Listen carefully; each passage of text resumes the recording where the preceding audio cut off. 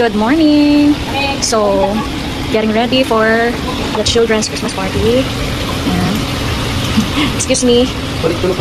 Chicken. Spaghetti. Lagyan ko pa yan ng hotdog.